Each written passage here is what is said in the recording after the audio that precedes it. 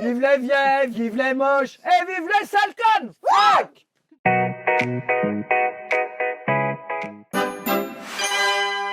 Vieille et moche.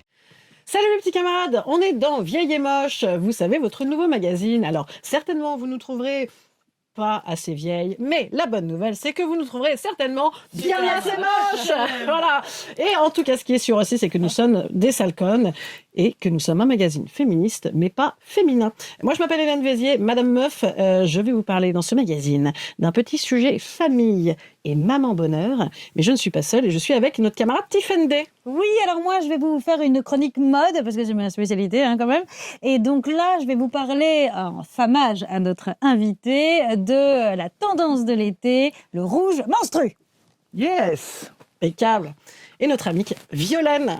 Oui, et moi je vous parlerai dans la rubrique trucs et astuces comment refaire l'histoire avec une bonne dose d'idéologie. Et surtout, eh bien, on n'est pas seul.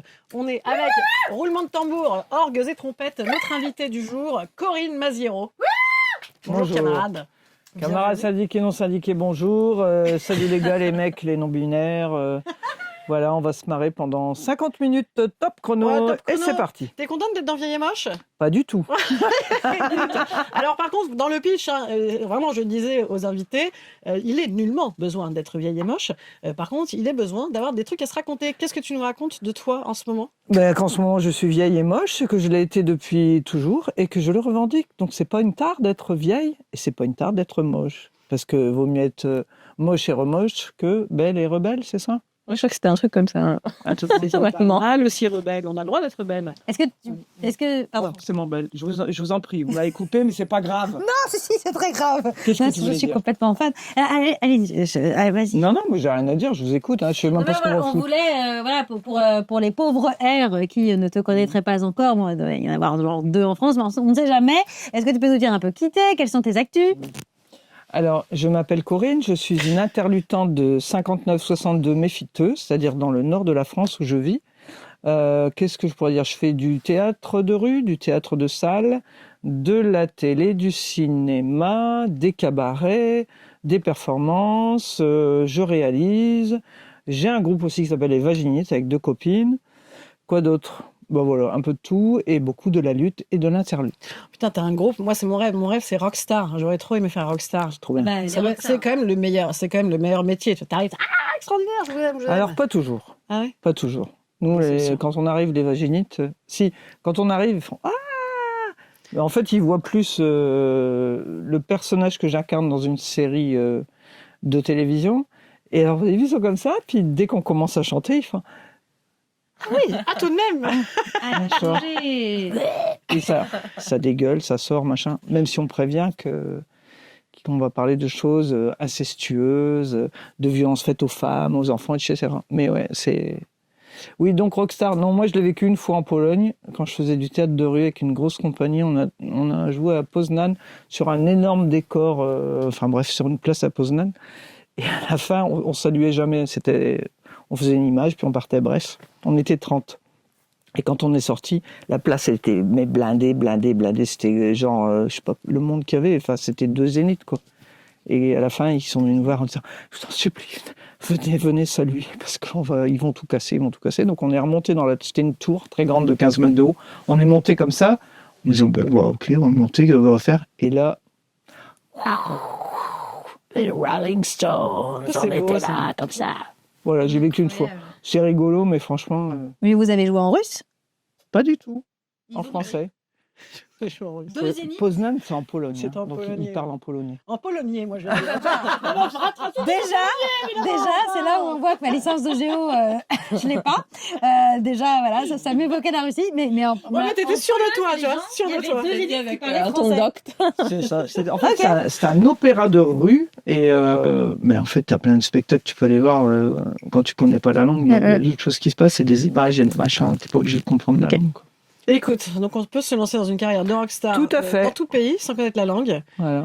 Et on finit à vomir sur scène. Bon, ça À fait vomir, à chier sur scène, pisser sur scène, voire plus si affinité. Et du coup, il y a des dates prévues à partir de septembre, puisque ça, voilà, là on est en plein été, là en fait, vous êtes sur la plage, Alors, hein, bien je sûr. vous explique chez Girly Filles et les non-binaires, c'est qu'en fait, je ne donne pas les dates parce que si moi je donne les dates, ça va être on va voir Corinne Maziro et moi je veux qu'on aille voir les vaginites. Ok. Le nom du groupe. Il y en aura en tout cas. Il y en aura, bien sûr Et qu'il y on en peut aura. aller sur le site des vaginites, par exemple. Voilà, et puis on se démerde comme ça. Et moi je préfère les petites salles, les trucs, voilà, parce que sinon c'est pas cool pour mes deux camarades. Et puis voilà, on défend des choses, on raconte nos histoires de viol, multiviol, agression sexuelle, inceste, etc. Et puis on fait des débats après avec le public. Et l'idée c'est pas de venir voir comme tu vois, rockstar, gna gna gna, sans chine dedans complet quoi. Donc je ne dis pas les dates. Très bien, ça nous va. Bon, est-ce que tu as des costumes rouges menstrues pour Ah ces oui. fameux Tu concerts? sais que mon surnom c'est la rouge. Bah, Depuis que je suis adolescente, on m'appelle mon surnom, depuis c'est la ado rouge. pas depuis les Césars. Hein. Ah non, depuis non, la rouge parce que bon, Coco un jour, Coco toujours. Coco au sens large, hein, pas stalinienne du tout. Et puis parce que j'avais les cheveux à une époque teints en rouge quand j'étais au lycée avec du mercurochrome. Je sais pas si vous avez connu ça le Ah mercurochrome. ouais. C'est un truc Ah, ça quand on faisait devait des bien bonbons. tenir, hein. Ça Ça tient, devait faire le surtout plus grand quand bien. il pleut. Oui, mais tu devais être entièrement rouge. quand Voilà. il pleuvait. D'accord, ok. Voilà, Ok. très mauvaise idée de faire ça. Et au César, c'était quoi que tu avais foutu? C'était du faux sang de Draculé, de Draculé, De draculer, de déculer. de Dracula. Alors ou la seule c'était, réponse c'est que je n'étais pas encore du ménopausée à l'époque. mercurochrome? Ah. Voilà. Donc tu avais gardé, Et d'ailleurs, la pochette d'album de Vaginite, c'est également un tampon usagé dans un cendrier. Et non, mais ça, c'est un truc que j'ai fait beaucoup dans les performances et dans les etc. Parce que, mais il y a très longtemps, hein, je trouvais que c'était ouais. Pourquoi on parle jamais de ça? J'avais vu une fois un concert il y a très longtemps, j'étais môme. Il y avait une meuf, une anglaise, qui était une rockstar, donc. Et elle venait, elle avait une serviette périodique qui dépassait de son string comme chaud. Elle avait une chaude jupe. Et donc, elle se mettait exprès à genoux comme ça. Puis, putain, l'autre, elle monte sa serviette périodique. Mais elle a raison, quoi, la meuf. Ouais. Et pareil pour les tampons. Donc, moi, je trouve ça, c'est un truc que j'ai beaucoup utilisé dans les performances ou au théâtre, etc. De montrer, parce qu'il n'y a pas de raison qu'on ait honte de ce qui vient de nous, quand même. Mais Faut tout pas à déconner. fait. Et d'ailleurs, je voulais vous parler dans ma chronique par rapport à cette tendance de l'été, donc le rouge menstru, hein, vous nous écoutez depuis la plage, etc. J'ose espérer que vous êtes habillés en rouge menstru. Alors, moi, quand j'ai eu mes menstruations, parce que vous avez très envie d'avoir cette histoire, donc j'avais à peu près 12-13 ans, et déjà, j'avais quand même l'immense privilège de savoir que j'allais les avoir, contrairement à d'autres de mes copines à qui j'ai dû expliquer que non, elles n'étaient pas en train de mourir d'une hémorragie. Alors après, j'ai été surprise par la couleur, perso, puisque je m'attendais à du bleu. Bien sûr. Évidemment. Et donc, années 80, 90 oblige, hein, c'était bleu. Et j'étais, elle se trouve dans la baignoire et je contemplais ces rigoles comme ça, écarlates, qui glissaient le long de mes cuisses jusqu'à la gonde pour repartir à l'océan. Et là-dessus, je me suis vue faire, sans l'avoir jamais prémédité, un geste, je pense ancestral. Je vous assure, j'y avais jamais pensé et ça m'est apparu comme une évidence. J'ai pris avec mes doigts le sang sur mes jambes. Je me suis mise devant la glace qui était en face de la baignoire. Et là, j'ai fait... Ah, souviens bien. Ah ouais. Et oui, t'as deviné. Parce que je pense... Ça m'est venu... Alors déjà c'est fabuleuse. Évidemment. Déjà, c'est fabuleuse de faire des peintures de guerre menstrues. Ça, voilà, ça colle pas, ça sent bonne, ça s'enlève facilement, tu en as envie. C'est merveilleuse, c'est très belle. Et par ailleurs, en fait, je pense que ça nous vient du fond des âges. Parce que j'ai fait ça comme une évidence, comme si j'avais toujours fait ça. Ça passe dans l'épigénétique, je sais pas comment. Et d'ailleurs, c'est assez logique. Parce que je pense que c'est comme ça que les Amazones gagnaient leur victoire. Et d'ailleurs, encore aujourd'hui, je vous encourage, mesdames, lorsque on est agressé dans la rue, harcelé par des types, voilà, comme on en a toutes l'habitude, malheureusement, eh ben, faites le test encore aujourd'hui. Vous enlevez votre cup, comme ça, devant lui, là. Cra, vous trempez les doigts dedans. Vous dites, hey, vas-y, attends le seconde! Et combien d'heures le mec, il court? Voilà. Non, mais parce qu'en vrai, si les hommes étaient autant dégoûtés par le viol que par nos menstrues, on aurait quand même beaucoup moins de problèmes. Donc, effectivement, je vous encourage à vous badigeonner de sang menstruel. C'est extrêmement saillant. D'ailleurs, si vous n'avez pas de menstru, eh ben, vous demandez à une copine qui n'en a plus, parce qu'on peut être soror et partager. D'ailleurs, c'est peut-être, j'en profite, parce que sinon je n'oserais jamais la dire, peut-être une idée à soumettre, on ne sait pas, à des réalisatrices, par exemple à José Dayan, parce que peut-être que ça irait très très bien avec la chapka, cette histoire-là. D'ailleurs, n'hésitez pas à m'inviter sur un tournage, puisque c'est une de mes fantasmes, mais du genre à en avoir de la cyprine jusque dans les chaussettes, de jouer avec toi, Corinne. D'ailleurs, vous pouvez me donner n'importe quel rôle, la méchante, je pense que je ferai très bien, la gentille, même la fliquette, du moment que Patrick Bruel n'est pas dans la distrib, ça me va. Et d'ailleurs, il me semble que tu avais un truc à dire sur Patrick Bruel et les menstrues. Ouais, alors moi j'ai pas du tout eu la même expérience de menstru que toi. Moi en fait j'ai eu mes règles à 14 ans. Alors je les attendais déjà comme la louve blanche. Ça, je faisais ça très long pour faire comme les copines. Et je les ai eus le 14 mai, à 14 ans. Et le 14 mai, c'est quoi? C'est l'anniversaire de Patrick Bruel. Voilà, donc c'est notre fil rouge, puisque t'en avais déjà parlé, c'est merveilleux. Et cette info, je l'ai parce que je savais quand même par cœur sa date de naissance, à tel point je l'aimais. Et je pensais que c'était un signe que d'avoir mes règles ce jour-là, parce qu'on allait se marier. Voilà. C'est là qu'on encourage tout le monde à écouter l'épisode avec Christine Béroux. Le déni. Voilà. Alors Corinne, j'en profite parce que c'est ma chronique pour te dire... parce que sinon je vais me mordre les doigts si je te la dis pas. Merci pour être une des rares voix qui s'expriment, notamment sur la question de l'inceste. Merci d'être parmi nous pour ça. Aussi de dire qu'on a le droit de pas être très famille. Voilà, moi ça m'aide. De ne pas vouloir se reproduire aussi en tant que femme, ou de vouloir se reproduire mais de la choisir. Et puis que l'adoption, c'est encore autre chose, d'aider les personnes qui sont déjà là. Moi c'est comme ça que je fais avec mes enfants et enfants, qui ne sont pas des personnes humaines, mais mes enfants et enfants quand même. Et puis merci pour l'espoir que tu nous donnes par ton parcours. Merci pour les combats sociaux, féministes, enfantistes, interluttants, toutes nos luttes rouges menstrues. Et donc tu m'as dit d'ailleurs qu'on t'appelait la rouge depuis l'adolescence. Tout est logique. Moi je sais que cette cérémonie des Césars où t'es arrivée en rouge menstrue, et je m'en suis toujours pas mise. Alors mesdames, soyons fiers de nos menstruations, qu'on les ait encore ou non. Arborons-les avec fierté. Prêtons nos menstrues à celles qui n'en ont plus. Rappelons-nous que nous pouvons les arborer.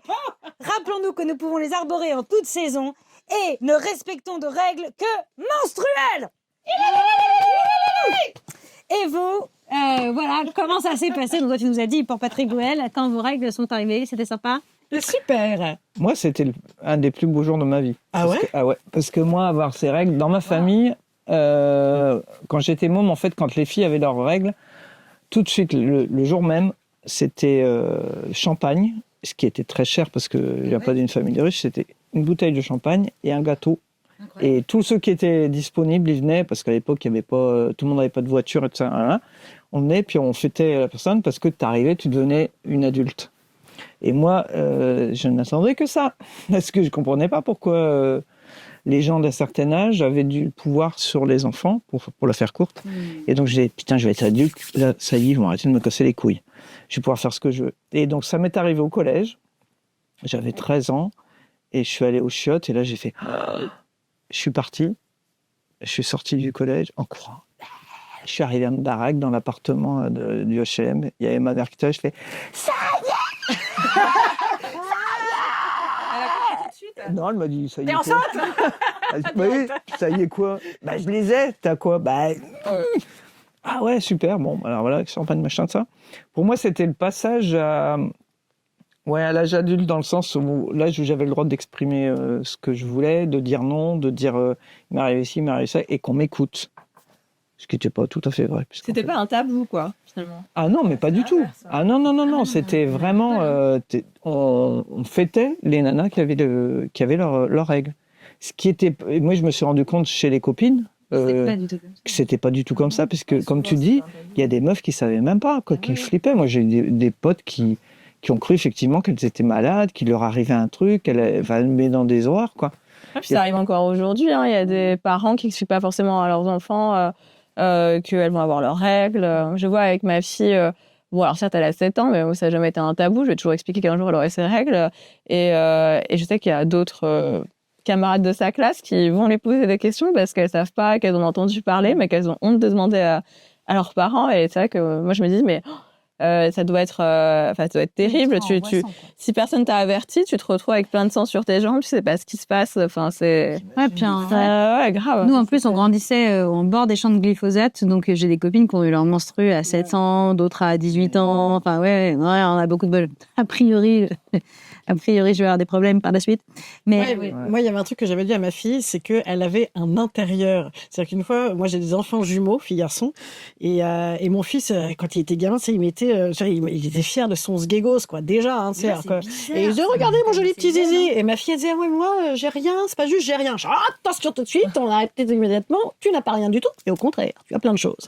Et donc là, j'ai commencé à lui faire la visite, évidemment, oralement, hein, en lui expliquant, en lui disant, non, tu as pas du tout, tu as cet organe, le clitoris, qui est dédié au plaisir. Tu as de la chance, puisqu'il n'y a que nous, les femmes, qui avons cette chose qui est dédiée au plaisir. Et ensuite, tu n'as pas rien du tout, parce que tu as également, certes, tu as le pipi, là, mais ensuite, tu as un vagin, et regarde, à l'intérieur. Et en fait, j'avais vu dans une pièce des filles de Simone, je ne sais pas si vous connaissez, c'est un collectif de meufs hyper bien.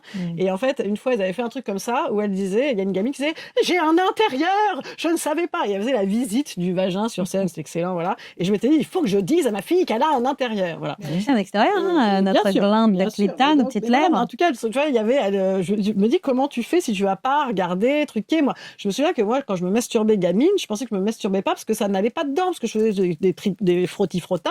Comment j'ai découvert que j'en avais un intérieur? Peut-être au moment des règles, justement, tu vois. Premier tampon. Et ouais, je pense, ouais. Et dernier truc aussi, c'est que moi, ma gamine, elle a, donc aujourd'hui 15 ans, elle a eu ses règles il y a 3 ans, et pourtant, elle est fille de moi, fille de Madame Meuf, fille de, tu vois, je lui parle de plein de trucs, et certainement même beaucoup trop, et malgré tout, même si elle est vraiment dans un gynécée de copines, elles sont que des meufs, depuis des années, elles ont hyper confiance en elles. Ma fille est une des premières à avoir eu ses règles. Et en fait, c'était trop la honte. Elle voulait pas en parler. Je me dis, si ça se trouve, vous êtes nombreuses à les avoir. Elle avait honte. Elle a honte de la tâche. La honte de la tâche sur le cul au collège, en 2026, existe absolument. T'as beau avoir, et encore, nous, ils sont dans un collège public plutôt chouettos là-dessus, parce qu'il y a quelques profs qui sont très investis. Donc, il y a des serviettes hygiéniques dans les toilettes, etc. Déjà, c'est rarement le cas. Mais elle avait quand même un petit peu honte parce que, je sais pas, contrôler son image, qu'est-ce qu'on va en penser, pas se faire emmerder, et puis c'est sale, et puis voilà, se arborer une tache sur le huc en 2026, c'est pas stylé. Et d'ailleurs, sur la question du sujet qui fâche, est-ce que tu as un sujet qui fâche? Un sujet qui fâche, il y en a plein. J'allais dire, je vais en avoir plein. Il y a les sujets qui fâchent. On a déjà évoqué cette personne qui a profité de son autorité médiatique, célébrité, tout ça, pour agresser des gonzesses. Ça arrive partout. Et alors, c'est pas que dans le showbiz. Hein. Parce que moi, ça m'arrive des fois quand je fais des bords-scènes après les vaginites ou même quand je vais en promo pour un film, les gens, des fois, disent « Alors, vous connaissez Gérard Depardieu, nanana. Ok, oui. Et en fait, ce que j'aime, c'est de leur dire, mais vous, dans votre famille, ou dans votre milieu amical, famille amicale ou famille de sang, il y a forcément un agresseur, c'est obligé. Je dirais, les statistiques, c'est obligé. Donc, qu'est-ce que vous faites si on vous apprend là, tout de suite maintenant, que votre frère, votre beau-frère, votre pote, votre machin, est un agresseur avéré, quand même. Parce que des fois, il dit, ouais, mais il y a le soupçon, le machin. La zone grise. Mais là, on vous dit, même lui, il dit, oui, c'est vrai. Voilà. Comment vous réagissez? Et c'est une question, je trouve ça intéressant à se poser. Comment on agit par rapport aux agresseurs et aux agresseuses. Il y en a aussi des agresseuses, hein, beaucoup moins, évidemment. Puisque 90% des agressions sexuelles, même 90%, je crois, c'est des mecs. Comment tu réagis si ton meilleur pote, tu vois, quelqu'un à qui tu tiens vraiment, ton frère, ton fils, je sais pas, est avéré qu'il a agressé, comment tu réagis? Est-ce que tu vas l'aider quand il va être en zonzon? Parce que la zonzon, c'est un truc à sauter à personne, hein. Même pas Sarkozy, tu me dirais, il en a pas fait longtemps. Moi, je suis anti-prison, hein. Mais bon, en tout cas, est-ce que tu vas l'aider tout en condamnant son geste, sa parole, etc. Est-ce que tu vas le condamner? Chacun sa réponse, hein. Je porte pas de jugement là-dessus, mais posons-nous des questions là-dessus. Et qu'est-ce qu'on fait? Parce qu'au-delà de une fois que la peine est faite, tu vois, le mec zonzon, machin, genre Bertrand Cantat, chez moi, j'ai fait de la prison, je peux retourner chanter. Au-delà de tuer une aussi. Eh ben oui. Au-delà de ça, Comment tu fais pour changer enfin, te rendre compte de ne pas être dans le déni, comme tu disais, accepter bah oui, ce que j'ai fait, ce que j'ai dit, c'est de la merde. Comment tu fais pour changer ça? Il y a une association qui s'appelle l'Ange Bleu. C'est une meuf qui a été multi-agressée, multi-violée. Merde, je mets un micro, mais pendant des années quand elle était jeune. Et elle a monté une asso qui s'appelle l'Ange Bleu, où elle était, à une époque, elle était toute seule à répondre au téléphone, aux mails, aux gens qui sentaient les mecs qui allaient passer à l'acte. Alors, beaucoup des pédocriminels qui disaient, tiens, je fais souvent devant l'école machin, tiens, non, je chatte avec machin. Et voilà. Et je trouve que ça, c'est... Moi, j'ai fait appel à elle avec un ami parce qu'on a découvert qu'un pédocriminel, entraîneur de sport, avait agressé le cousin de mon pote. Enfin bref. Et on l'a mis en contact avec elle. Enfin, je vous passe les détails. Il y a un truc à faire là-dessus. C'est comment on... Alors évidemment, c'est toujours pareil. C'est toujours aux gonzesses qui ont la charge de éduquer. Donc les mecs, là, bougez-vous le cul un peu aussi, là. Mais sincèrement, quoi, comment tu fais pour... est-ce que tu veux enterrer le cadavre, comme on disait dans le temps, avec ton pote, ou est-ce que tu condamnes ça et que tu lui demandes déjà de ne pas être dans le déni et puis de soigner son... Ouais. Mais il y a un numéro aujourd'hui, on le mettra en dessous du podcast, je me souviens plus du numéro, mais il y a un numéro notamment pour la pédocriminalité, un numéro que tu peux appeler en disant je sens que j'ai... Il y a ça, il y a aussi... alors dans les coups de gueule, il y a aussi... Bon, moi j'habite sur la côte d'Opale, il y a beaucoup d'exilés qui viennent, hommes, femmes, enfants. Là, il y a encore quelques jours, il y en a 4 qui sont morts en essayant de traverser la Manche pour aller en Angleterre. C'est en bas de chez moi, hein. Je veux dire, c'est vraiment en bas. Et des fois, tu es sur la plage et puis c'est soleil, tu te baignes, machin, puis tu vois des gens qui arrivent comme ça, tout berzingues, qui montent dans des trucs, enfin, ils subissent des trucs, c'est l'horreur. Donc, il y a des tas d'associations, renseignez-vous sur Internet, il y a Salam, l'Auberge des Migrants, etc., etc., etc. Et certaines associations aussi qui cherchent des gens pour héberger des exilés 1 heure, une soirée, une journée, une semaine. Voilà, juste les laisser tranquilles, qu'ils se reposent, qu'ils soient en sécurité, rebrancher les téléphones, machin, ça. Il y a aussi les camarades intermittents étrangers, intermittents du spectacle étranger qui sont virés pour des tas de raisons. Il y a une camarade au Festival de Cannes qui a pas pu travailler parce c'était une militante écologiste qui a été interdite de travailler au Festival de Cannes parce qu'elle avait été dans des manifs écologiques, elle avait fait des bassines, de machin et tout ça. C'est-à-dire à base de dossier. T'as un dos, on veut pas de la toi, préfecture, la préfecture a dit non, parce que le Festival de Cannes, c'est un truc important, attentat, machin. Attends, la meuf, en plus, elle a rien été. Tu vois, il n'y a eu que des contrôles d'identité. Bref, voilà. Ça m'énerve aussi. Il y a le camarade Cédric Héroux, dans le Midi, qui lui, pareil, il se fait pas chier. Lui, il a dit voilà, on va aller chercher les gens, les exilés qui essayent de passer à la frontière, on les ramène. Il a monté avec Emmaüs un truc où il est paysan, donc il cultive des trucs et tout ça, tous ensemble. Donc ça fait du taf, de la bouffe, etc., de l'hébergement. Et régulièrement, il se fait chier aussi par les Schmitt, par préfecture, etc., etc., les politiciens extrêmement à droite de là-bas. Donc ça m'énerve aussi, ce mec. Donc allez voir aussi les sites avec Cédric Héroux pour l'aider là-dedans. Et puis tout ce qui est violence faite aux enfants, aux femmes, le silence dans les familles. Famille, je vous haine. Ouais, vraiment. Ça, c'est un truc que j'ai mis dans les vaginites aussi. C'est le déni aussi de pas poser les mots quand il y a une violence qui se passe. Et je parlais de l'entourage. Quand des personnes sont témoins aussi de violences faites aux enfants, je trouve qu'il y a quand même du mal à se bouger. Je pense au cas, un cas malheureusement assez récent où en fait une copine de ma fille a raconté qu'elle voulait changer de famille parce que ses parents la tapaient. C'est vrai que même en tant que militante, on se pose la question de quelle est la meilleure façon de réagir. Et j'ai quand même mis peut-être 24 heures à tourner ça dans ma tête pour savoir quelle était la meilleure chose à faire, jusqu'au moment où j'étais encore en train d'y réfléchir et où je vois la mère de la petite en train de lui taper sur la tête en sortant de l'école, en fait. Et je regarde et en fait, alors certes, il n'y avait pas beaucoup de gens à côté, mais il y a quand même quelqu'un à 10 mètres et les personnes réagissaient. Et du coup, j'ai dit à la petite comment tu te sens en l'interpellant.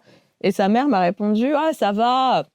ça va, c'était, je lui ai pas mis une fessée non plus, c'était juste une tape sur la tête. Je dis mais ça en fait c'est une violence, vous pouvez pas. C'est interdit par la loi. Voilà, vous pouvez pas la taper, c'est interdit par la loi. Depuis très peu de temps. Et elle m'a 2019. dit, en fait, elle m'a pas répondu tout de suite. Elle s'est d'abord tournée vers sa fille. Elle a dit, tu vois maintenant ce qu'elle pense, la maman de Diane. Ma fille s'appelle Diane. Je dis, mais non, mais c'est pas la faute de votre fille. C'est sûrement que vous avez des problèmes aussi vous au sein de votre foyer pour en arriver à faire des choses pareilles. Et ma porte est ouverte si vous voulez en discuter. Elle fait, non, tout va très bien. De toute façon, voilà, si vous n'êtes pas contente, faites un signalement. J'en ai déjà un. Et là, je me suis dit, mais ouais. Et donc, C'est vrai que ça y est, te contenter. ouais, c'est bon. Après, voilà, j'ai fait ce qu'il a fallu faire. J'ai eu des informations comme quoi c'était en cours, mais j'ai l'impression que, je me suis sentie très seule dans ce moment-là. Et si j'avais pas été militante, peut-être même que j'aurais vraiment pas su comment réagir, parce que même en étant militante, je trouve qu'on sait pas forcément comment on réagit quand ça se passe tout de suite, quoi. Et voilà. Et puis cette capacité de déni, de dire non, c'est pas de la violence, je l'ai pas tapé sur les fesses, j'ai tapé sur la tête. Alors en plus, on sait que sur la tête, les coups se voient moins que sur les parties du corps. Donc peut-être aussi que cette femme est elle-même victime de violence. Mais ça, c'est aussi des années, des siècles de patriarcat qui font que les femmes ne savent même pas reconnaître la violence qu'elles vivent parce qu'on leur a appris que ça n'en était pas et qu'on a cultivé cette ignorance construite, en fait. Eh oui, monde misogyne et misopède. Et d'ailleurs, tu voulais nous faire une chronique psycho-maman-famille. Je vais faire une petite rubrique famille, je vous aime. Famille, je vous aime également. Moi, j'ai déjà dit, j'ai deux petits enfants, tout petits. Je viens de fêter leurs 15 ans. Mais Voilà. non mais non, c'est pas possible. Mais c'est toi qui as 15 ans, non? Ça, c'est l'avantage d'avoir une amie qui a fait les cours Florent. C'est également l'avantage du podcast, de dire j'ai 15 ans. Problème, le podcast est filmé. Donc non, évidemment, je n'ai pas 15 ans, voilà. En vérité, à une époque, moi, j'étais très flattée, tu vois, quand on me disait que je faisais beaucoup plus jeune que mon âge. Ça se passait quand même essentiellement dans le noir avec un oreiller sur la tronche. Et maintenant, j'ai compris en fait que je fais mon âge et que ceux qui me disent non, c'est pas possible, comme ça, c'est simplement qu'ils ont l'image, bien sûr, c'était répété. Non, c'est simplement qu'ils ont l'image en fait qu'une femme de 47 ans, c'est forcément Mamie Nova, tu vois, qui est bonne en fait à faire des petites confitures devant qui veut prendre sa place. Sa fille veut prendre sa place. Voilà. Et t'en fais des confitures? Voilà. Oh, non, certainement pas. Certainement pas. Il faut que j'aille à Ibiza. Je ne peux pas tout faire. Voilà. Et donc, non. Alors moi, tout va bien. C'est vrai, je suis à l'aise avec mon âge. Et d'autant plus que nous sommes dans Vieille et Moche. Et il va de soi que dans Vieille et Moche, eh bien, nous sommes alertes sur le fait que le critère femme belle égale femme jeune, c'est encore un coup de la com des mecs. Et que, en fait, il est quand même, comme on le disait à l'instant, compliqué de se départir de ce fatras de glu au caca qu'on nous a quand même foutu dans la caboche depuis des siècles et des siècles. Amen. Et pareil l'autre jour, je suis sur Instagram, je suis une copine à moi qui est très jeune, très belle et qui a des enfants très beaux. Donc je lui dis, oh là là, ils sont aussi beaux que toi. Et elle me répond, non, eux, ils sont beaux, mais eux, ils m'ont sucé mon lait, mon énergie, mon collagène et ma beauté. Ma famille et ma copine est fatiguée. Voilà, clairement. Et moi, aujourd'hui, voilà, je suis une dame de 45 ans. 47. Je n'ai plus 15 ans, voilà, et c'est le tour de mes enfants. Mais 15 ans, c'est quoi? 15 ans, en fait, moi, c'était pareil à l'époque. C'est pareil pour eux. C'est le désir, c'est l'insoumission. Et j'ai quand même un peu envie de dire que c'est un truc que je nous souhaite pour toute la vie, en fait. Parce que moi, du haut de mes 47 balais, en fait, j'ai encore un petit peu de jus de désir. Je sais pas si c'est très élégant, cette phrase. Non, pas trop. Mais n'en déplaise à Yann Moix, voilà. Mais moi, pareil chez les mecs, d'ailleurs. Récemment, j'ai un mec qui me dit, ah là là, un pote à moi, je suis amoureux. Oh, c'est ridicule, j'ai l'impression que j'ai 15 ans. C'est-à-dire que après 15 ans, si on peut plus être amoureux, ça fait quand même longuer jusqu'à la fin, tu vois. Donc voilà, j'ai l'impression en fait aujourd'hui que du haut de mon rôle de maman, en fait, quand c'est plus nous qui avons 15 ans, en fait, le seul sujet de conversation qui me reste, c'est de parler de sectorisation des bons lycées, passionnant, et organisation du planning des kids. Oui. Car dans la France de Macron, on dit les kids, bien sûr. Les kids, c'est même pour un hormonator, tu vois, qui a les nerfs d'un trader sous coque, on dit les kids, car c'est plus mimes. Ou alors peut-être que c'est en référence au Kid de Chaplin, pour faire référence au fait que la vie est dure Mais je ne pense pas. Non, je ne pense pas. Chaplin qui avait aussi des beaux dossiers. Hein. Hein Oui, oui, pédocriminalité. La vie était si dure pour lui aussi. Donc pourtant, elle est dure en tout cas pour les gamins de 15 ans aujourd'hui. Elle est dure, n'en déplaise aux penseurs du Figaro, qui regrettent que les jeunes n'aient vraiment plus le goût de l'effort. D'ailleurs, ils font du padel et non plus du tennis. C'est terrible. Vous n'avez pas vu ça dans la presse? C'était il y a quelques mois. C'est Julia De Funès, qui est une comique, qui est une philosophe de droite et qui trouve qu'ils n'ont plus le goût de l'effort. Parce que le padel, c'est un petit tennis comme ça que tu fais entre quatre murs et c'est beaucoup plus facile. C'est quoi les trucs sur la plage avec les mini-raquettes et l'élastique? Non. Le padel, c'est pas le... Non, le padel, c'est une activité de gens de droite également quand même. Voilà, vous n'avez pas 15 ans. En tout cas, voilà, moi souvent c'est un sujet que j'ai aussi, c'est il faut préparer les jeunes à la dureté de la vie. C'est vraiment, ils apprennent plus les jeunes aujourd'hui, ils ont plus le sens de l'effort. Alors que moi, en fait, personnellement, j'ai plutôt envie de les brancher à leur désir, en fait, parce que de savoir c'est quoi leur désir à eux profondément, et ensuite de s'y autoriser soi-même. Moi, je trouve que c'est quand même une belle part de liberté dans la vie, et que tout ça, ça n'a pas d'âge. D'ailleurs, moi-même, je prévois, quand je serai à l'EHPAD, de faire chier mon futur mari ou ma future femme, parce que il ou elle n'aura pas voulu me présenter ses petits-enfants, voilà. Je prévois également que si j'ai un peu la forme, je pourrai me tripoter à mon déambulateur, et why not. Et surtout, bien sûr, je prévois à l'EHPAD de sortir un nouveau podcast qui s'appellera très vieille et très moche et très qui s'en branle. Voilà, Inch'Allah, comme dirait Jordan Bardella. Et Inch'Allah, on l'aura oublié d'ici là. Voilà. Yes. Jordan, c'est bon, Jordi. Vous croyez qu'on s'en rappellera encore? Non, je ne pense pas. Non, mais en vérité, moi, je suis vraiment très emmerdée avec ce débat-là de l'effort. Aujourd'hui, les jeunes ne font plus d'efforts. Et c'était déjà le cas. En fait, c'est toujours le cas de toutes les générations de vieux versus jeunes. C'est toujours à chier le jeune. Et le jeune est toujours un nulard.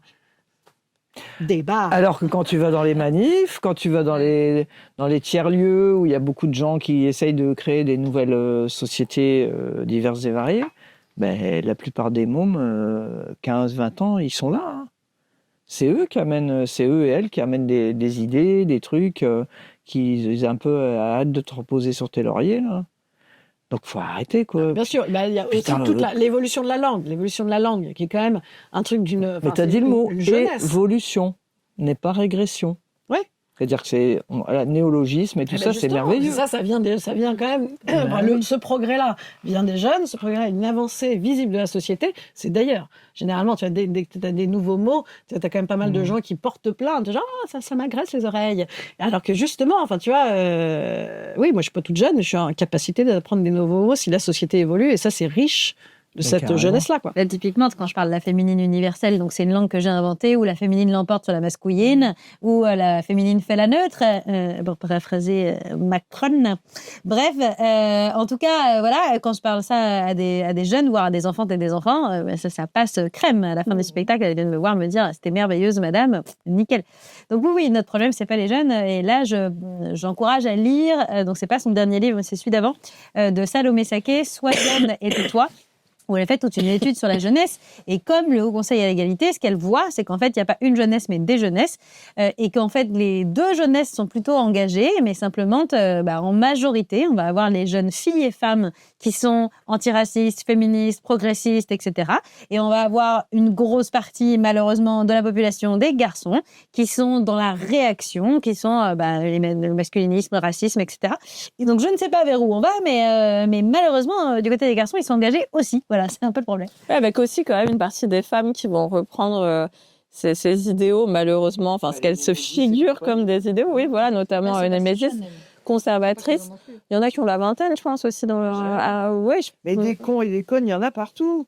C'est ça qui fait l'humanité, ça a toujours été comme ça. Des gens conditionnés aussi. Enfin, tu vois, quand tu baignes dans le bain toute la journée d'un discours raciste, de haine, etc., il y a quand même la reproduction. Après, tu peux prendre le contre-pied, tu peux t'interroger. Mais parfois, à 15 ans, tu peux retrouver les gamins qui pensent comme leurs parents. Hein. Moi, actuellement, mes enfants, je pense comme moi. Je sais pas dans 5 ans ce qu'ils en penseront. Tu vois, il y a quand même au début une reproduction. Hein. Carrément. Oui, qui vont ensuite se transformer en opposition. Oui, c'est ça. Mais en fait, c'est le même principe. Puis après, tu te fais ta propre idée. Mais ça a toujours existé de dire Ouais. Moi, ça me fait rigoler quand on entend des gens qui disent maintenant, comme tu dis, les jeunes maintenant, putain, mais quand j'étais môme, c'était la même. Oui, hein. oui, oui. Ouais, les jeunes maintenant, et puis la génération de ouais, les jeunes C'est le maintenant. péril jeune, le péril Oh jeune. là ouais, là, ouais. mais ferme ta gueule, putain. Sans vouloir citer Mélenchon, récemment, il a dit, en fait, les gens qui disent c'était mieux avant, parlent pas du monde, mais parlent d'eux. Mais oui. Parce que nous, c'était mieux avant, dans le sens, on avait plus d'énergie, on était moins malade. Ah bon Voilà. Il y a c'est dur aussi de les souvenirs, on se les fabrique aussi. tu Ouais, vois. ouais. C'était quand Par le prix je sais pas si vous l'avez déjà vu, mais oui, quand il y a des sites internet où c'est genre Oui, les les trucs des années 80s, 60, machin, enfin, ouais. bref. Des fois, tu vois des trucs apparaître comme ça sur le truc, et tu te dis, mais putain, ouais, avant, regardez, on s'amusait avec une mobilette, machin, mais ferme ta gueule, on se faisait chier sur les trucs Regardez Stéphane machin. Collaro à la télé, tu vois. Et quand il encore, rigolait, et sans tout, déconner. et tout le monde n'avait pas la télé, puis on se faisait chier aussi, quoi. Il y a pas, c'était mieux, c'était pire. Si, c'était pire. C'est toujours pire avant. C'était pire avant, forcément. On ne fait que ça avance tout doucement. Alors, après, il y a les backlash, ça repart.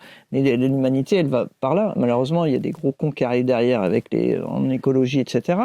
Mais si tu regardes l'humanité depuis qu'elle est humanité, au niveau des droits pour tous et toutes, ben ça fait pas ça. Hein.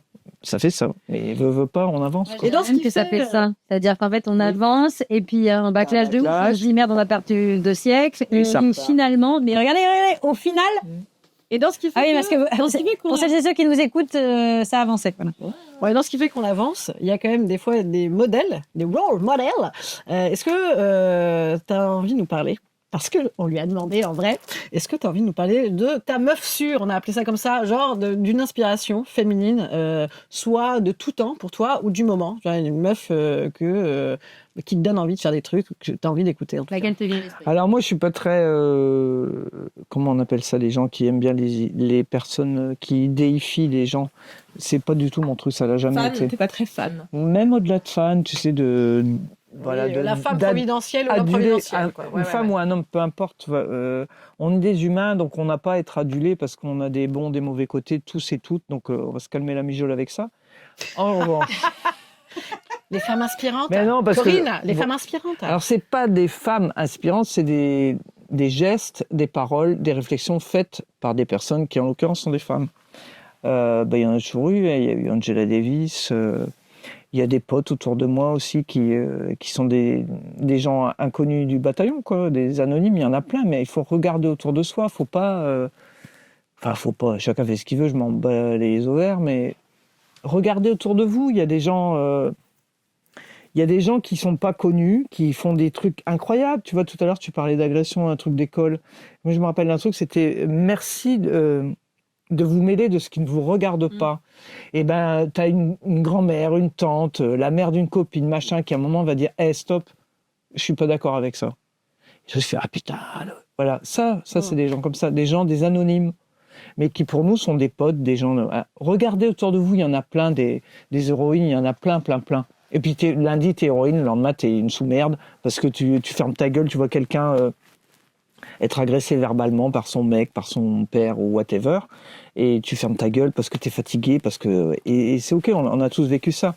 Ça, il faut l'admettre aussi, on n'est pas tout le temps des orettes avec prêtes à ou des super Batman. Ouais, cette injonction à être dans une espèce de pureté militante où en fait, il faudrait tout le temps reprendre tout le monde. Ça n'existe pas. Voilà. Et quand on est dans le milieu militant, on le sait, on a toujours des moments où ça parle, on va faire ci, on va faire ça, non, on fait des actions, comme les actions au César. Toi, c'était une action d'interluttante aussi, hein. Et donc on est comme ça, mais ça bouffe de l'énergie, puis à un moment tu fais, mais couilles, moi je rentre chez moi, j'en ai plein de cul. C'est ok, chacun son coup. Et on cède. C'est ça la solidarité des femmes et des non-binaires, et voilà, et des mecs aussi des fois. Hein. Un camarade Swan. Voilà. Donc j'espère. Oui, on a un homme à la régie. Il y a un homme à la régie. Vous.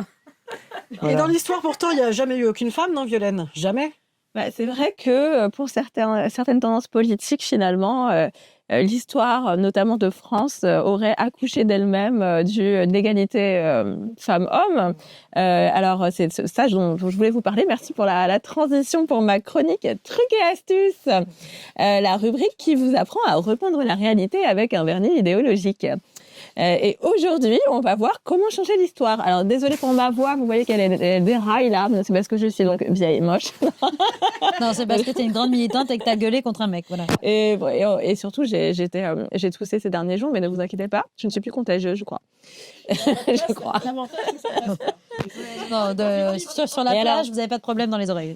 Vous nous écoutez à l'heure des pré-campagnes présidentielles et donc on s'attend sûrement à ce que le RN nous sorte encore qu'ils ne sont pas contre l'égalité, mais seulement contre les néo-féministes, voilà, que vous êtes probablement autour de moi. Ce mot sans définition qui vise à peu près toute féministe encore vivante, en fait. Car vous vous rappelez peut-être de Jordan Bardella qui avait déclaré sur TF1 nous devons refuser qu'une seule femme en France puisse un jour s'inquiéter de voir un jour ses droits reculer. Et le mot important ici, c'est reculer, en fin de compte, parce que si les droits des femmes ne peuvent que reculer, eh bien, ça veut dire qu'ils seraient déjà bien appliqués dans notre pays et que donc, il n'y aurait plus rien à conquérir, donc il n'y aurait plus besoin de vous, en fait, de nous, de ces néo-féministes, puisque la menace ne viendrait que de l'extérieur, comprendre donc de l'immigration, bien sûr. Et à écouter l'extrême droite, les femmes auraient déjà tout. Donc finalement, l'égalité, ce serait eh bien un produit du terroir, un peu comme le saucisson ou le camembert, obtenu sans les féministes, bien sûr. Alors pourtant, c'est pas exactement ce qui s'est passé, puis c'est un peu rigolo parce qu'ils se revendiquent souvent amoureux de l'histoire de France. Et Napoléon, pourtant, n'était pas exactement connu pour ses ateliers d'empowerment féminin. La Révolution française est souvent présentée comme l'acte de naissance de l'égalité, mais finalement, elle portait une conception assez simple à comprendre. C'était la Déclaration des droits de l'homme, mais l'homme avec un petit H. Donc là, il n'y avait même pas de problème d'être prétendument inclusif, puisqu'on n'était pas dedans. On était exclu de l'universalité des droits. Et rien de surprenant, finalement, lorsqu'on sait que les idées qui ont nourri la Révolution reposaient dans la grande majorité sur une exclusion des femmes. Alors le RN semble avoir oublié toutes ces références historiques, finalement, puisque au XVIIe, l'éducation des filles était pensée comme ce que qualifie la philosophe féministe Michèle Ledoff, que j'aime beaucoup, de petits savoirs. Donc, petit savoir, ça vient d'elle, pour nous discipliner et nous apprendre à obéir à nos maris, bien sûr, comme le soulignera aussi Fénelon, qui précisera également que ça nous sert à être, je cite, en état d'apprendre à bien parler à nos enfants. Alors ça, c'est rigolo parce que c'est aussi, finalement, au XXIe siècle, un argument qui est repris notamment par la mouvance des tradwives. Je sais pas si vous avez entendu parler de ce truc. Donc, des femmes qui prônent un espèce de dîner de naturel pour les femmes à rester à la maison, à faire le pain à 5 heures du matin, à s'occuper des enfants et donc à éventuellement faire des études, mais uniquement pour bien les éduquer, évidemment. Finalement, bon, il y a pas que lui, on peut aussi penser à Rousseau qui nous disait que c'est dans l'ordre de la nature que la femme obéisse à l'homme et qui va construire toute une théorie d'éducation spécifique et qui regrette, Rousseau qui regrette beaucoup, je cite, que certaines femmes se soient établies les arbitres de la littérature. Donc voilà, il était pas très content non plus. Bon, Voltaire qui définissait dans son dictionnaire philosophique le mot femme en indiquant que il n'est pas étonnant qu'en tout pays l'homme se soit rendu le maître de la femme, tout étant fondé sur la force. Il a d'ordinaire beaucoup de supériorité par celle du corps et même par l'esprit, bien sûr. Donc voilà, finalement, tout ça a été complètement zappé par le Rassemblement national qui voudrait que la culture judéo-chrétienne ait fait naître les droits des femmes, par magie, finalement. Voilà. Au revoir les combats féministes. Alors on va nous dire quand on parle de tout ça, non mais ça va, vous n'allez pas nous ramener non plus jusqu'à la préhistoire parce que tout ça c'est bien vieux et maintenant la France c'est le pays des droits de l'homme avec un grand H cette fois-ci. Oui, donc on rehausse un mot qui les désigne pour nous faire croire qu'on est dedans. C'est blague. Et pourtant c'est toujours pas le cas. Bon, on pourra en parler des heures de ça en donnant quelques exemples. Je vais vous en citer que 3. Il y a une femme sur 5 qui change de département selon la direction de la recherche des études de l'évaluation et des statistiques, l'adresse. Je le précise parce que sinon on nous dit c'est des statistiques de féministes aux cheveux bleus, rouges, etc. Bon voilà. D'ailleurs j'ai rien contre les cheveux bleus, rouges, etc. Mais toujours nous dire que nos sources sont fausses. encore aujourd'hui, d'après l'INSEE, même à poste équivalent, on est toujours payé 2 semaines de moins que les hommes par an, c'est cet équivalent-là. Donc 2 semaines de congés payés en plus, on les veut bien, sans parler bien sûr du plafond de verre. Mais bon, à l'extrême droite, on nous dit souvent qu'à poste équivalent, on gagne la même chose. C'est juste pour rappeler que c'est faux. Et puis d'ailleurs, je propose que plafond de verre, on appelle ça plafond d'homme, histoire de comprendre ce que c'est. Il faut imaginer des hommes comme ça au-dessus de nous. Ouais. Non, c'est pas du Ce verre. serait pas du verre, ce serait du béton. Ouais, voilà. Il faut arrêter de faire des loopings Ouais. cognitifs pour pas les nommer. Sans parler de l'écrasement, taux de classement sans suite, dont on parle souvent. Donc, on peut certes déposer plainte en disant que c'est interdit d'agresser ou de violer, mais vu qu'il n'y a souvent pas d'enquête après ou des enquêtes peu fournies, on risque pas de trouver les preuves. Voilà. Donc, c'était Trucs et astuces, la rubrique qui vous apprend à repeindre la réalité avec un petit rouleau idéologique. Et la prochaine fois, on verra peut-être comment vous dire féministe si vous êtes un homme, tout en nous expliquant la vie, mais promis de façon déconstruite. Mansplaining. Ils sont bien, nos petits jingles. Bah ouais, trop bien. Incroyable. Donc, on n'a pas besoin de recruter un homme. Voilà, le RM qui réécrit l'histoire, pardon, j'allais te couper. Non, vas-y, ma poule. Non, vas-y, après toi. Non, tu parlais de femmes que j'admire. En ce moment, on en parlait tout à l'heure, il y a les coiffeuses, des coiffeuses qui font grève depuis un mois à Barbès, à Paris, parce qu'elles sont exploitées par leur patron. Elles sont pour la plupart sans papier. Et du coup, elles sont exploitées parce que la menace, le chantage de dire si tu travailles pas gratos, elles n'ont pas été payées depuis des lustres. Donc, allez soutenir les coiffeuses à Barbès qui sont soutenues aussi par la CGT. Il y a une petite cagnotte, vous tapez coiffeuse Barbès en grève, ça vous amènera sur une cagnotte pour les aider à faire la grève. Voilà, ça c'est des nanas que j'admire beaucoup aussi. Beaucoup, beaucoup. Et qui font l'histoire en train de se faire. Ouais. Et pour rebondir à ta chronique, puisque tu parles d'extrême droite, j'ai une question que je voudrais te poser, Corinne.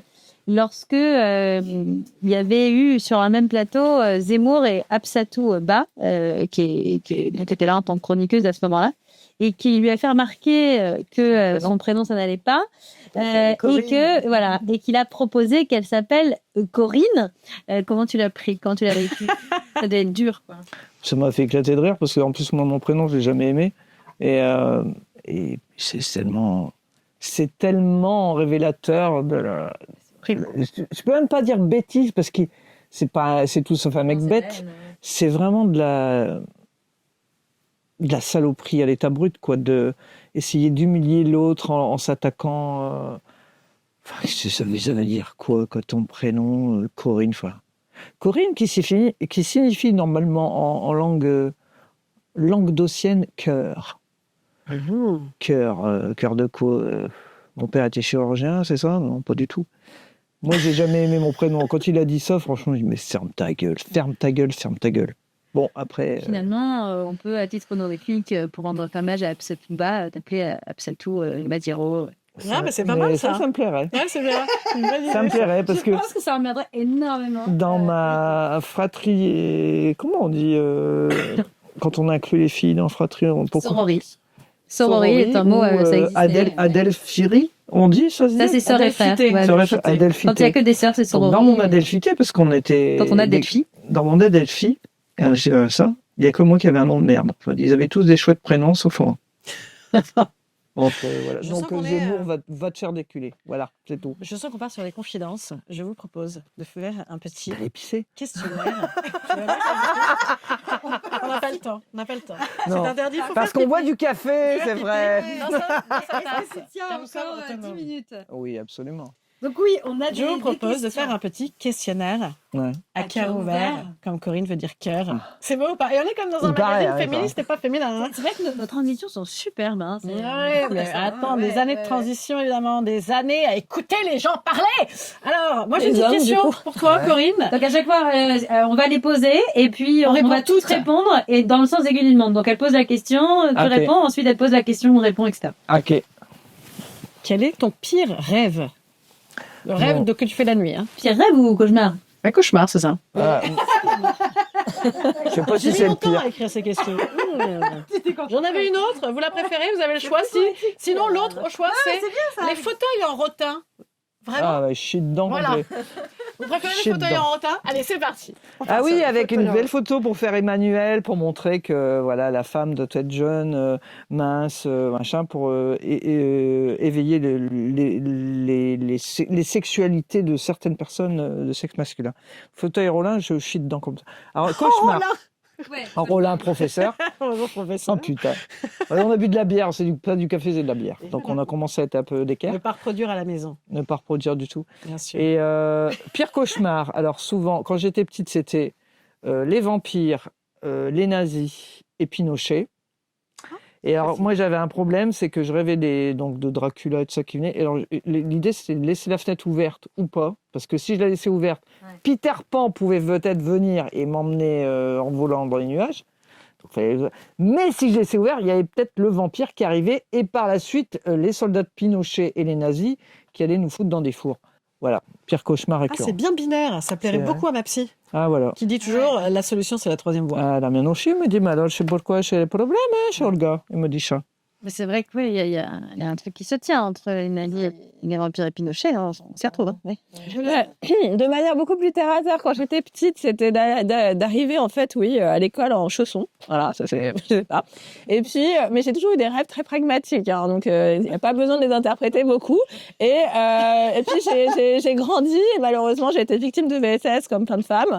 Et pendant des années, mais ça me le fait plus maintenant, depuis quelques temps, notamment grâce à une thérapie. Bref, j'ai rêvé que, enfin en fait, je re-rêvais la scène du viol que j'ai vécu quand j'avais 20 et quelques années. Et en fait, je me réveillais en sursaut.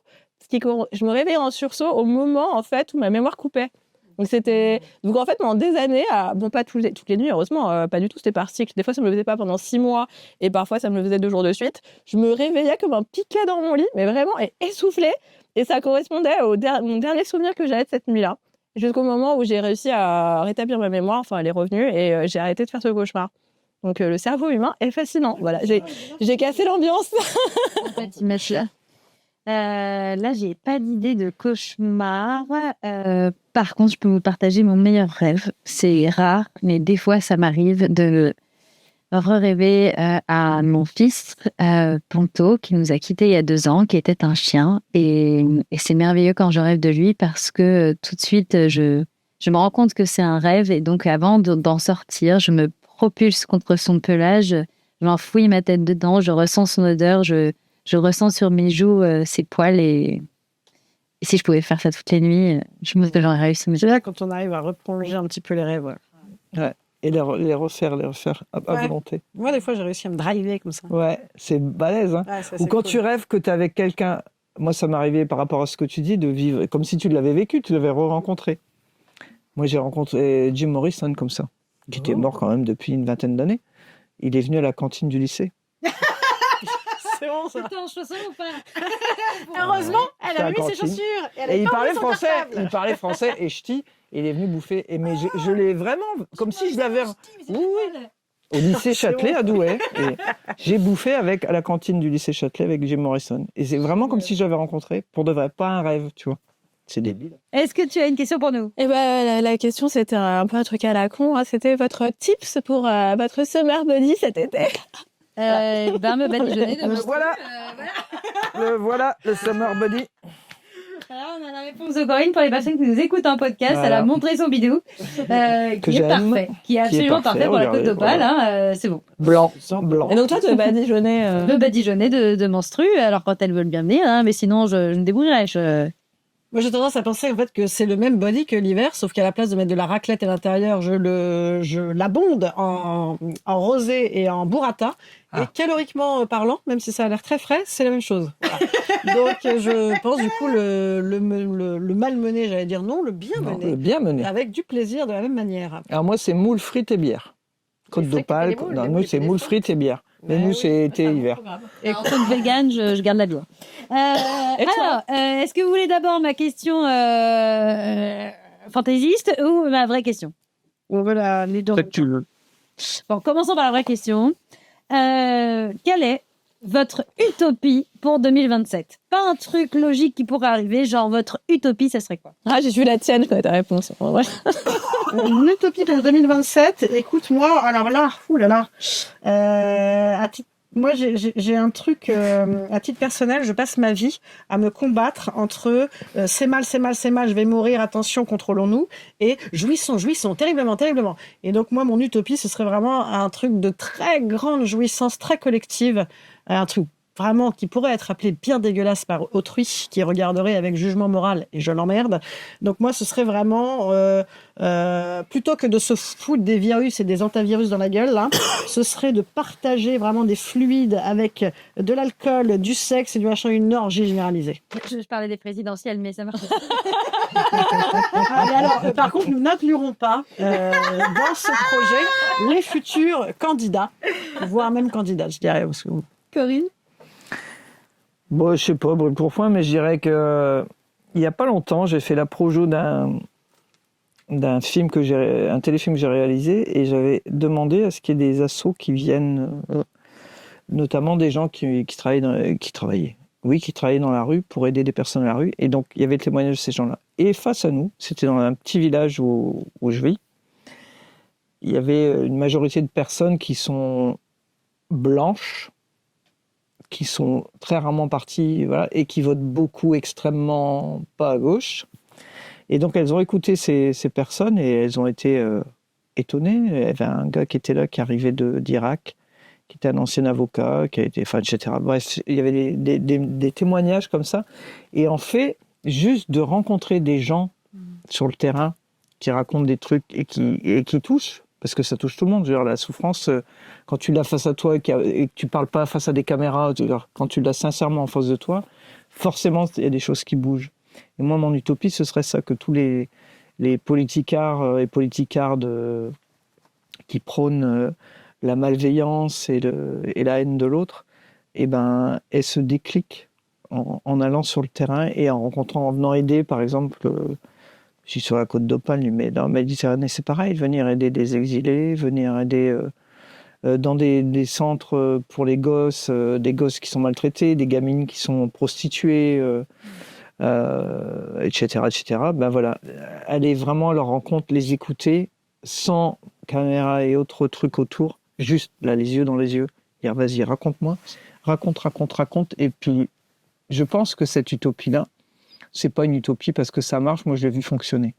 De voir des gens tenir des propos antisémites, sexistes, racistes et tout ce que tu veux, et face à l'expérience de quelqu'un vrai, Oui, une fois que tu es proche, en fait. Voilà. Parce que ce qui fait la peur, c'est la distance, en fait. Absolument. C'est de pas connaître. Et donc que ces politicards viennent jouer le jeu, ça, ce serait mon utopie à moi. Toi, Violaine? Bah, je connais la réponse de Tiffen et du coup, j'allais un peu faire la même. Donc, Fais la même. après, peut-être que tu as changé ta réponse depuis. J'en ai plein des réponses. Ah, non, mais c'est ce que j'avais vu sur tes réseaux et j'étais assez d'accord avec ça, que l'utopie, ce serait l'union contre le Rassemblement national, l'union de la gauche. T'as fait une vidéo. J'ai pas dit que ça. Oui, t'as pas. Non, mais t'as pas dit que ça. Mais du coup, évidemment, ça m'a évoqué ça. Et je crois malheureusement que vu la situation actuelle, on en est encore loin. Donc oui, un rassemblement contre le RN, mais j'ai peur que cette fois-ci, ça ne fonctionne pas aussi bien que les fois C'est pas précédentes. l'utopie, ça. Non, mais du coup, parce que l'utopie absolue, ce serait qu'il y ait que des féministes, voilà, à la tête de cette, voilà, pas à la tête, mais en tout cas qui organisent une démocratie plus participative, etc. Les hommes ayant fait leur preuve depuis 60 000 ans qu'on ne peut pas compter dessus et qu'ils mettent le monde à feu et à sang, on arrête. Hein, je veux dire, dans une entreprise, quand tu fais que de la merde, ça, on te vire. Bah, faut faire pareil avec les mecs, pardon. Donc, mais là, c'est un truc que moi j'aurais aimé, effectivement, c'est que tous ces partis de gauche avec leurs égos surdimensionnés, tous ceux, je vais mettre au masculin parce qu'ils sont bien majoritaires, à se mettre sur la ligne de départ pour le pouvoir pour eux, etc. Bah, qu'en fait, ils nous disent, elles et ils nous disent, on arrête avec cette histoire-là. En fait, on va mettre le seul projet en avant qu'on a, c'est-à-dire vous rendre le pouvoir, tirer au sort des citoyennes et des citoyens au regard de la société, autant de personnes issues de la classe ouvrière qu'elle y en a, c'est-à-dire une majorité, autant de classe moyenne ou de personnes très très riches qu'elle y en a, réduit à 500 personnes, ça fait donc 0, et que donc un peu plus de femmes, etc., parce qu'on est plus nombreuses, et là-dessus, que ces gens-là soient formés pendant un an, où il y a un gouvernement réparti par tous les tendances de la gauche qui gèrent juste les affaires courantes, et que ces personnes-là soient formées, comme tu dis, en voyant des vrais gens de la vraie vie, des activistes du terrain, etc., des scientifiques aussi se forment, et nous propose une constituante et puis on en finit que le présidentialisme, il n'y a plus que des parlements tirés au sort, terminés, quoi. Voilà. Là-dessus, il y a le D'accord. bouquin de Baptiste. Mais non, mais surtout que, franchement, ce serait tellement plus intéressant comme campagne. C'est-à-dire que on dirait pas, ouais, non, mais Mélenchon ou pas Mélenchon, j'en peux plus. Ce serait, mais en fait, non, mais nous, on s'en fout pour qu'ils votent. Si la gauche gagne, voilà ce qu'on va faire, on rend le pouvoir, on n'en veut pas. Enfin, ça, ce serait merveilleuse. Là-dessus, il y a Mathilde Viau qui a écrit un bouquin qui s'appelle Moi, l'homme politique, j'en fais du compost. Petit essai fort intelligent et qui fait des propositions dans ce sens-là. En fait, en tout cas, un fonctionnement un peu comme un conseil économique et social, c'est-à-dire des conseillers, des machins, selon les spécialités. Corinne, merci beaucoup d'être venue nous voir. C'était formidable. Merci, les merveilleuse, mauvaises. et on est ravis. Redis-nous alors les vaginites où on peut vous trouver et où est-ce que tu veux qu'on te retrouve. Et redis-nous. Alors, allez Surtout voir pas qu'on te retrouve. les vaginites, vous tapez les vaginites sur Internet et vous vous laissez guider, voilà. Et puis, surtout, allez voir tout ce que j'ai dit tout à l'heure, Cédric Héroux, allez voir sur la côte d'Opale, comment aider les exilés et EES, Utopia 56, Salam, Auberge des migrants, etc. Et puis, allez voir, pour les parigots et les parigotes, allez voir nos camarades coiffeuses à Barbès qui se bagarrent pour leurs droits et aidez-les, voilà. Nous-mêmes, où est-ce qu'on peut nous retrouver, Tiffaine?